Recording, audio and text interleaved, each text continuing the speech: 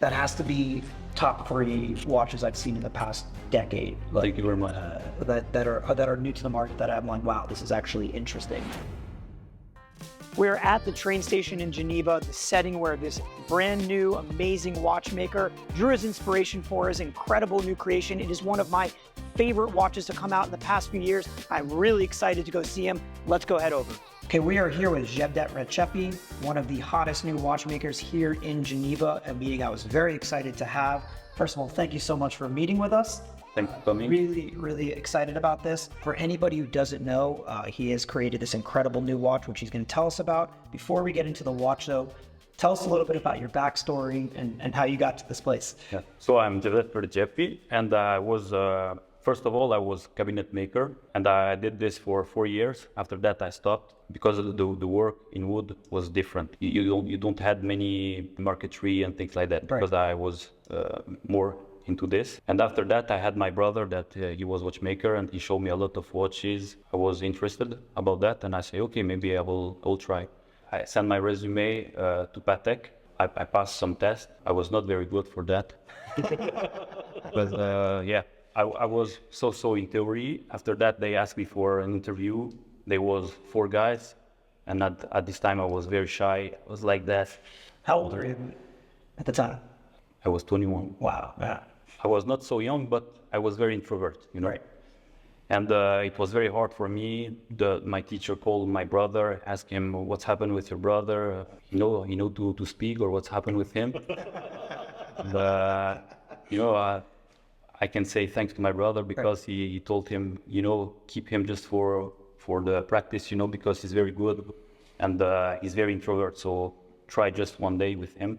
And after he called me to try practice, so in practice I was very good. Yeah. Because it was not easy, but I was good. And after that, I started immediately at Patek during 3 years. Wow. After that, I finished at Patek, and I go to MHC, small brand, not a brand, but they work for some brands, you know. Like a supplier. Yeah, like a supplier. Yeah. And after that, after 1 year, I joined my brother, because he was working on this project. And I worked with him like 8 years. Okay.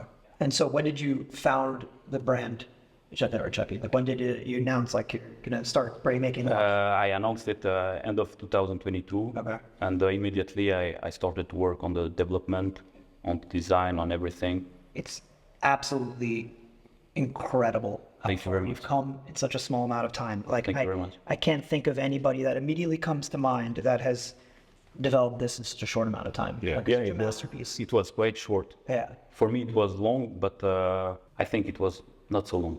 Yeah. I think he put a lot of pressure on himself. Yeah, But, you know, some people... I also decided to participate to GPHG. Right. I think it was a big mistake, but you know, sometimes with ego, with you know, you want to do more, and it was not the right time. So maybe. I'm sure there will be other opportunities for you. Yeah, but I think maybe like a few months too early. Yeah. Yeah, Like very close. Yeah. When did the idea to make your own watch come to you? That, you know, that some watchmakers, they just work for another company, and then some like really have to express something. They have something to say. And like, when did this start, like, kind of being in your mind that I have something in my mind that I have to make? Yeah. You know, I wanted to create my brand like maybe 5 years ago, and I wanted to bring something. I don't want it to come with 3 hands watch with nothing, you know. Right. So I challenged myself. I think a lot about the mechanism, and I saw many jumping minutes. Yeah, the beat second. It was not something good in terms of precision. So I wanted to have the jumping minutes. And after that, I remember that I was at Patek. I took the train to go to Patek, and I saw this big clock in train station. And I decided to think about the second, because the second doing a tour in 58 seconds and stop at 60 for 2 seconds. Yeah, the jump of the minute, there's a pause. Essentially, the seconds hand just stops turning. There's a pause, and then it jumps. What's the utility in that? It's to mark the minute. Okay. No, in fact, it was to synchronize all the clocks in Switzerland. Okay. For train. That's why in Switzerland train are so precise. So you essentially created a new complication to be able to mimic what you saw, the inspiration you got from the train station. Exactly. After that, my colleague told me that Patek did the same jumping minutes. Right. Yeah, so I thought I was the only one, but in fact not. But did they do it in a wristwatch or a pocket watch? No, in a wristwatch. Really? It was for the 175th anniversary watch. It's jumping minutes, jumping hour, that beat second, and also chiming. How long did it take you to develop the movement for this? I started with Diogo in 2022. Okay. End of 2022, and after that we started to work on it. And the first prototype we made in 1 year later. But after that, we also worked on it because the complication was not working. I mean, you're creating your own thing. Yes. It's difficult. And after that, I just finished this prototype like maybe 3-4 months ago. Yeah, it's been all over social media. Congratulations. The reception has been incredible. I mean, from a purely aesthetic and visual perspective, for me, it's one of the most beautiful watches that has come to market in a long time. I see you're wearing a vintage watch. I see we have a vintage Ebel pocket watch on the table, which you brought out for a reason. I think you got a lot of inspiration from vintage, and I know you're a fan. So tell us a little bit about that. You know, when I created this watch, I wanted something different. So I wanted not to be inspired by only watches. So I decided just for the case to be inspired by this one, because when I saw this one, I liked the shape of the case. Yeah, the angle of the case. And I saw this and I recreated the same on my case. It's not exactly the same, but It drew its inspiration. yeah. Yeah, you can see the step, you can see the kind of different levels. The architecture is inspired. You see it. So just for the case, it was only inspired by pocket watches, and after for the dial, the hands, the movement, I was inspired by architecture. And for me, it's important because you know, today many watchmakers using this term like architecture, art, and you know, when you look at their watch, you cannot see, cannot feel this. No, you So can feel it here. Yeah. here you can feel, because at 12 I put the keystone. If you look some arches like that, you have the keystone at 12, also at 9 and 3. Wow, so you really thought this through. Yeah. Wow. So I wanted to reproduce this because I saw many of them when I'm traveling. So I wanted to have this on the dial, and for me, I think it's something different. Such a beautiful dial. Also, some steps you can see. It was to win in terms of thickness. And I see there's like a little Easter egg on the dial. I see an embossed or raised a little number 1 there at the 1 o'clock marker. Exactly. What's the inside scoop? Tell us about it. If it means that it's my first creation, so I put this one just to know that it's my first one, and after when I will do my second creation, I will put small 2 at 2 And 2? until 12, because I have this like dream, this goal to make 12 different watches, Okay. and after that to stop. Will that be on all the production watches or just for your like? No, it will be on all the production. Oh, that's really cool. That's really cool. And how many pieces of these are approximately you gonna make? For this one, I'm gonna make 50 in total. Okay. How did you come up with that number or quantity? It was hard to decide about this, but today, if you want to move to create something different, you have to invest a lot. Yeah. And for me, 50 it was the right number. Okay. Because if you make like 10 or 20, today you have many collectors, and I think you can make them a little bit frustrated, you know. Mm-hmm. And even 50, they're going to be frustrated. even 50 was the right number for me, so that's why I decided to make 50. But after that, I think I will make less and less. Was it hard playing catch up so that you essentially launched the brand, and then the complication that you had set out to make wasn't yet functioning how you wanted it, and then you had to kind of catch up to what you had launched? Was it a lot of pressure? It was hard because when I started my own brand, I didn't have money. You know, I didn't save money, so it was very hard for me. And I decided to do a rendering, and with this rendering, I had many people writing me, many collectors, and that's how they helped me to produce the watch. Yeah, so it's probably comforting knowing that you had some interest in the watch, that like you were heading in the right direction, and that you could sell some of them. What is the tech here for? Just to draw inspiration from? No, this Patek, I made this in my apprenticeship. Oh wow! Yeah. So you built this? Yeah, exactly. That's your school watch? Exactly. Is that what they make you do to like graduate from? You have to like, build a watch? Do you have to pay for it? Yes. No. But you pay only for gold, and it was like 600 Ah, Okay. Nothing great. So I see a vintage Patek on your wrist. Yeah. Is that what you collect personally? Like older, Yeah. like 70s, 80s kind of stuff like Yeah, this? yeah, because I love small watches. Also, I like because it's very thin. It's very comfortable with the bracelet. I wear it every day. There's been a big push on smaller integrated bracelet watches from all brands, not just Patek. Yeah, exactly. A lot of renewed interest Yeah, sure. in watches that people didn't care about Yeah. a few years ago, you know? And much like independent watches, you know, I remember when I first got started in watches, like you bought an independent watch and you assumed that when you went to sell it, it was going to be difficult. Maybe it was hard to find sure. the next buyer for it. Now, everybody wants independent watches because I think they want that expression of creativity and the fact that like they're buying from you, they're not buying from a corporation, you know, they're buying from somebody that they can see and talk to. Exactly. And I think that's great. And I think independent watches is the closest thing to an expression of creativity and like actual passion for watches in similar vein as people who collect vintage watches. It's like a very similar mentality, you know, wanting something interesting, unique, designed well. So it's great to see the new interest in this. So before we get out of your hair, what is in store for the future? I remember Sacha brought up some new dials that you were going to consider launching. Yeah, I'm gonna launch another dial. Okay. It will be integrated to the 50 watches. Right. But I'm not sure about the color, so I'm working a little bit on it, and I will unveil soon. Have you started thinking about your second watch? Yeah. Application? Yeah. We are working now on 2 other watches. Okay. One will be complicated, the other one less. Okay.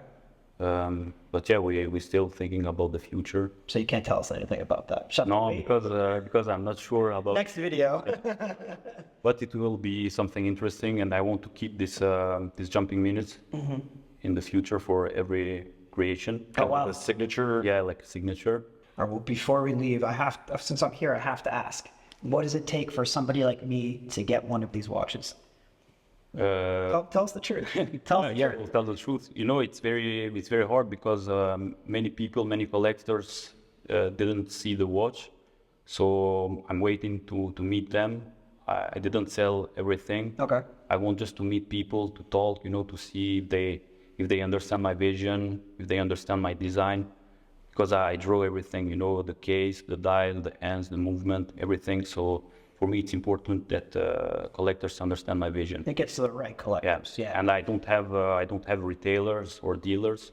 I need to meet people and to talk with them and to see if It's a right fit. yeah. No, that's great. Because it's my first one, and I don't want to give. Because you care. Yeah. Because you care about the watch, you care about the Exactly. people behind it, the Yeah. passion. You know, it's absolutely, honestly, like that has to be top 3 watches I've seen in the past decade. Like, Thank you very much. that are new to the market that I'm like, wow, this is actually interesting. You know, Thank you. and there's plenty of watches hitting the market now that are absolutely amazing. You know, lots of independent brands, but to like find something that draws from the past and the present, and then I love the story of you like literally sitting at a train station Yeah. and getting inspiration. You know, Yeah, like I said before, it was very important to, to bring something, not to make just a 3-hand watch. Right. And that's it. I wanted to design everything, like I say, to feel something, you know. I cannot ask a designer or asking somebody to draw my watch. Right. For me, it's very important to put out everything that I have inside, all my inspiration. I did have some questions about the finishings. Yes. It's a dial with an open work, kind of like around the seconds. Yes. And then the bridge underneath has kind of a finishing that I've never seen before. Yes. It's not a perlage. No. And in fact, I don't like perlage because I think nobody did it very good. So I prefer to do something like matte. Then you can, when you put your component, like steel component, Yeah. you know, when you put it, the component, it Kind of pops. Yeah, exactly. yeah, everybody does that. Yeah, 'cause Yeah. it's almost like when you look at it from afar, it's you can't really tell what it is, Yeah. and as you get closer, But this quite finishing, intricate. it's something I did with a small tool. I will show you in big size. That's okay. And while we're looking for that, also there's this one bridge that kind of you see often Yes. repeated with the anglage. Yeah. If you look closer, all the steel bridges are like that. They have some faceting, one black polish, Yes. and after they have another one on the back. So it's something very different, something unseen. And I did this with this tool. Uh huh. It's called tripod.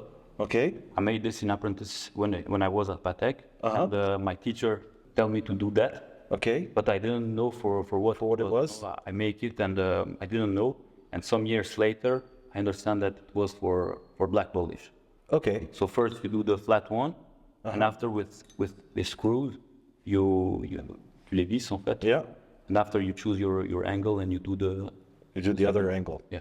And I think for the eyes it's very interesting. But this was also related to what Louis was doing. Yes. And training for 3 months, kind of like a Karate Kid. Yeah. Wax on, wax off moment. Poor Louis. Yeah, basically just training to do one angle for 3 months, and in order for him to then kind of bring that together into other finishings. And so Louis is doing just finishing of components. Yes. Yes, for the moment. Décoration. Yeah, décoration. Because in the beginning it's very hard, to achieve all these steps. So told him to do a lot of finishing, then he can train and be ready for the production. But there's no school for it, I don't think. It's all you have to work. You have some people doing that, but I know how to do that, so he can learn. Because I feel like hand finishings now you don't really learn because it's so much more machine. Yeah, I love even the Côte de Genève is Also- like all automated. Yeah. And there's like a whole different school. Exactly. This is more of like a Dufour-esque type of Côte de Genève. Exactly. Much softer. Yes, but I was lucky because, like I said before, I was cabinet maker. Yeah. And I love to work with wood. Yeah. And if you look, if you look cabinet maker, it's something very small. You do like things like that. Marqueterie. Yeah. And I learned a lot, so it's the same but smaller. Okay. And the cabinet maker helped me a lot to learn finishing and to understand, to have the right moves. Patience. I assume it's a lot of patience. Yeah, a lot. Yeah. Did you bring some of the cabinet making into the inspiration? Is there like a... But for example, like you said before, maybe the finishing here, le damier, en bas. Yeah. The finishing that stood out to me under the second hand. Exactly. That kind of looks like woodwork of different pattern. Yeah, it's like a grain. It's beautiful. So before we get out of your hair, I noticed in your cool little lounge back in there, you have a lot of drawings. Can we take a look? Yeah, sure. Awesome. Okay, so we have mad scientist drawings on the wall. It's not a serial killer. It's looking for a subject. We have a lot of, I guess, the initial drawings of your creation. Yeah, there you can see many trials, about the die, about the movement, about the look, everything. So I wanted to put here because for me it's important, to show to people that everything that you see here, you can also see in the watch, and everything is by me. So you designed this watch, start to finish, start to finish. Wow. Yeah. Even the buckle. Yeah, also the bottom. And also the benches. If you look the benches, I made this because I wanted to have one side for finishing, right, and the other side for assembling. So then you can have one side, you can do more dust, and the other side for assembling. Honestly, man, really incredible. Really, really incredible. I'm in awe of people who could do this because I don't have the brain for anything like this. In fact, I bring just some of them because I have many, many books. Because I'm drawing like every day, maybe. Right. I'm drawing something, but I bring just some of that. So you can see like I told you before, the wood with the key scope. Right. You have the same, not bad. I just love how everything is so thought out on the watch. Like everything is something that you saw or like were inspired by and you put on the watch, That's why also the hour end is like an eye. I mean that everything that I draw, I saw somewhere. Dude, that's when I'm traveling or outside, when I'm walking. So it was important to put this. And it's also the shape of the case. It's an eye, but it's also the side of the case. Dude, there's a lot of really interesting Easter eggs on the watch, man. Really, really cool, dude. Thank you so much. Thank you. Congratulations.